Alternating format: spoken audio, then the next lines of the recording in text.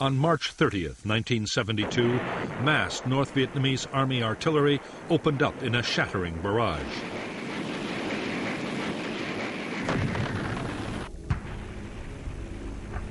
The targets for the guns and rockets were South Vietnamese positions across the demilitarized zone, separating north and south.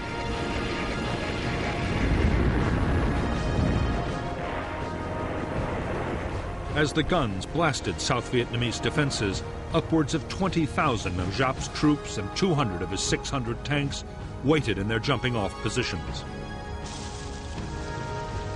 At noon, they surged forward as the South Vietnamese units fled in panic.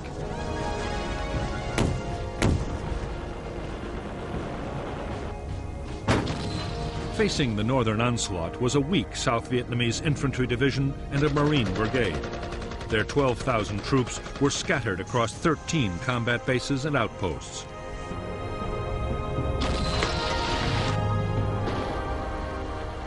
The enemy assault caught the infantry division just as it was moving regiments from one position to another.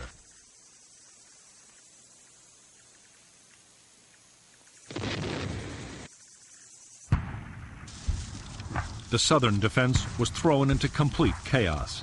Intelligence reports had predicted a northern attack, but no one had expected it to come on the demilitarized zone. After 2 days of confused fighting, on April 2nd, the South Vietnamese began to retreat to a new defensive line.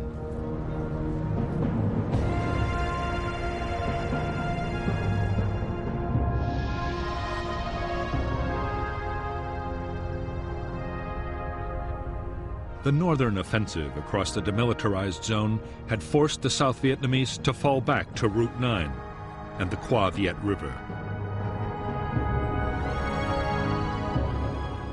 To the west, the line was held by Camp Carroll, the Rock Pile, and the My Loc combat base. In 2 days, these bases fell and the NVA pushed to within 10 miles of Quang Tri City.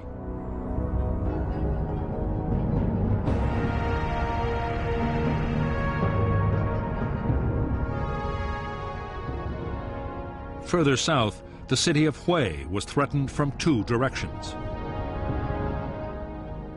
Facing the NVA were the South Vietnamese 1st Division and a division of Marines.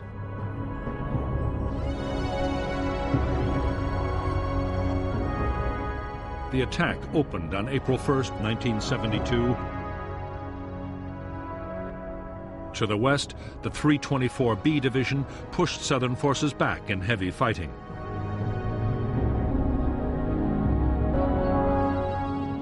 For a time, the defenders held a line from the Mai Chan River to Firebase Bastogne, an old American outpost. But soon, even that line was being pushed back.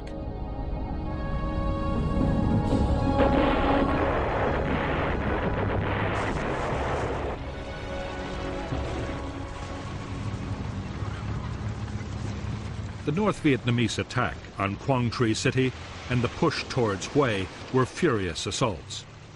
But on April 9th, after a few days of fighting, the NVA were forced to halt their attacks and resupply.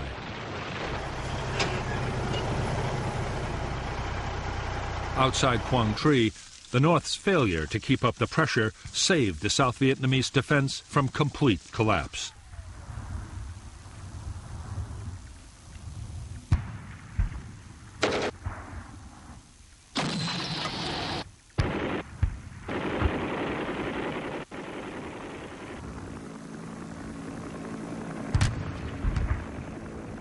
For the first few days of the northern... 3 days after the first North Vietnamese attack, in the far south of Vietnam, there was another major thrust. This time, the assault was barely 50 miles from the southern capital, Saigon.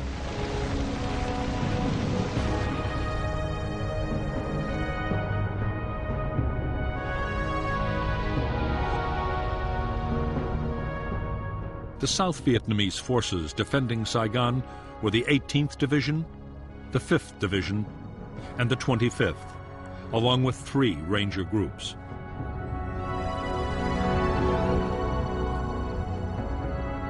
On the North Vietnamese side, 3 divisions, at one time Southern Viet Cong, but now almost completely northern, were backed by tanks and 2 independent infantry regiments.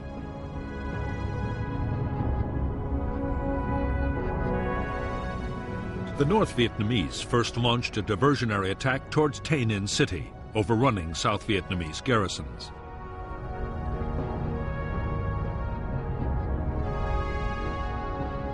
In the main blow, the 5th Division assaulted Loc Ninh. In spite of intense American air support, the town fell. Meanwhile, the 7th cut Route 13 and the 9th prepared to attack An Lac.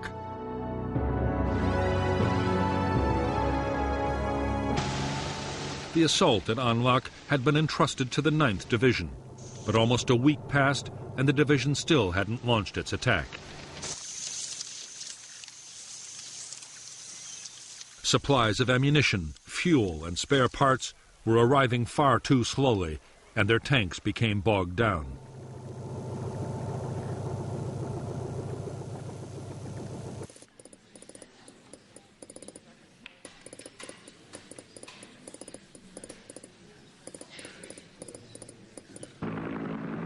During the holdup, American helicopters were ferrying men and supplies into the threatened city. B-52 strikes hit the NVA assembly areas with devastating effect.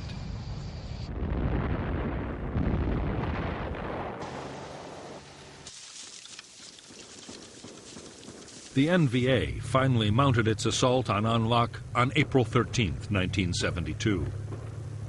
At once, American helicopter gunships pounced on the attackers. In 3 days of mass infantry assaults, spearheaded by tanks, North Vietnamese troops managed to seize the northern part of the city. But they failed to break the defense.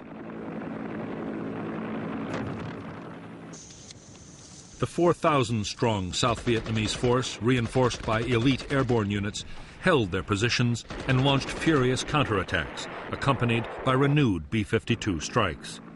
The carnage would continue until on May 15th, the Viet Cong forces withdrew.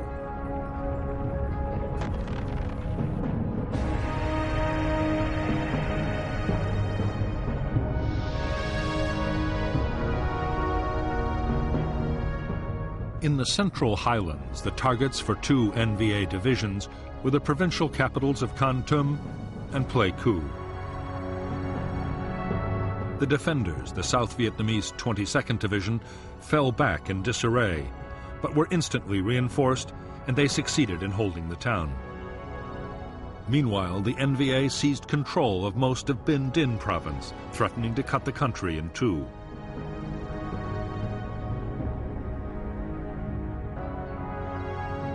On April 6th, Nixon ordered the resumption of full-scale airstrikes over the north and naval gunfire to support the beleaguered South Vietnamese.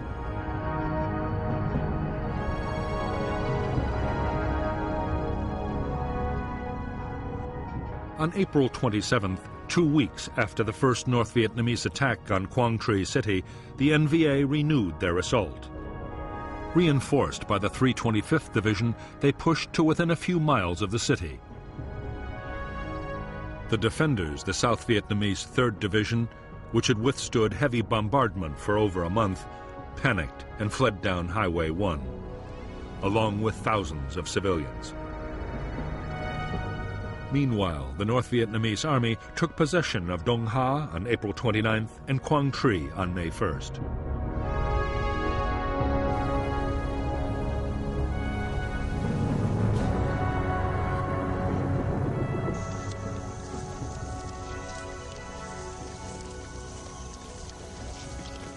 Abandoned by their officers, the flight of the South Vietnamese Army's 3rd Division, along with the soldiers' families and the inhabitants of Quang Tri, was a rout. In the confusion, bridges were blown too soon, stranding men and equipment. The road had been mined, and the North Vietnamese added to the chaos by shelling the retreating columns with tank and artillery fire. As many as 20,000 may have been killed or wounded, many of them civilian refugees. The fear now was that the NVA would follow up their victory by storming down Route 1 to the city of Hue. There, the South Vietnamese Army's 1st Infantry Division and 2 brigades of Marines were dug in round the city. In fact, massive American firepower, including the heavy guns of warships offshore, made certain the northern divisions could advance no further.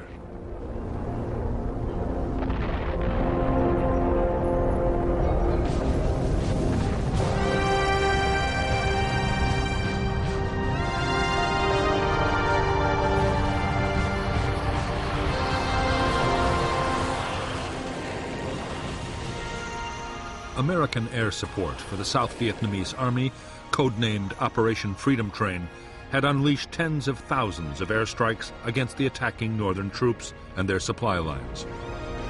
2 days after the invasion, the Americans had also started to bomb North Vietnam, the first big raids in 3.5 years.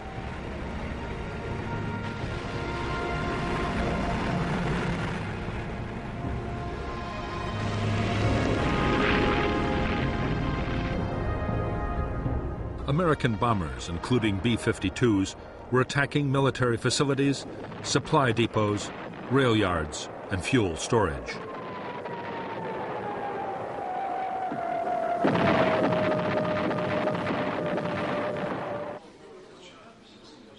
North Vietnamese leaders had expected the raids, but they were sure that pressure from their allies, the Soviet Union and China, would stop the Americans launching an all-out air offensive. The North had miscalculated badly. Both superpowers were far more interested in good relations with the Americans than with the fate of Vietnam.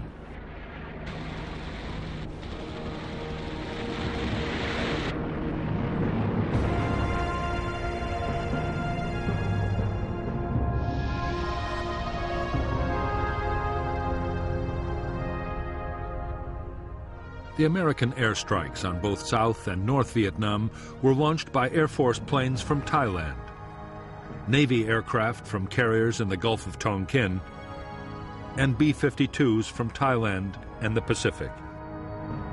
By June, 77 aircraft were brought down by NVA gunfire. The attacks swept northward and within 2 weeks were hitting targets around Hanoi and Haiphong. In a second phase, codenamed Operation Linebacker, power stations and airfields were hit. The strategic port of Haiphong and 6 other harbors were mined and closed to all sea traffic. Soon after, the rail and road transport links to China were the targets for heavy raids.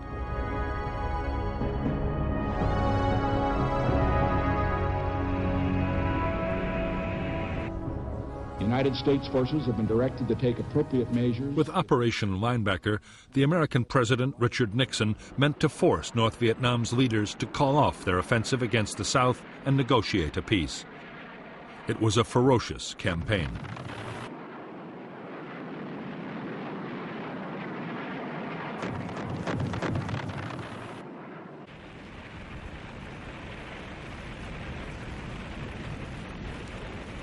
The intensity of the bombing shocked North Vietnamese leaders.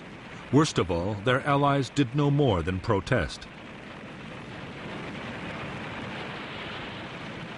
Even when Soviet ships in Haiphong were damaged, there was no dramatic reaction from the Russians. On May 20th, 1972, to the dismay of the North Vietnamese, Nixon's planned visit to the Soviet Union went ahead as scheduled.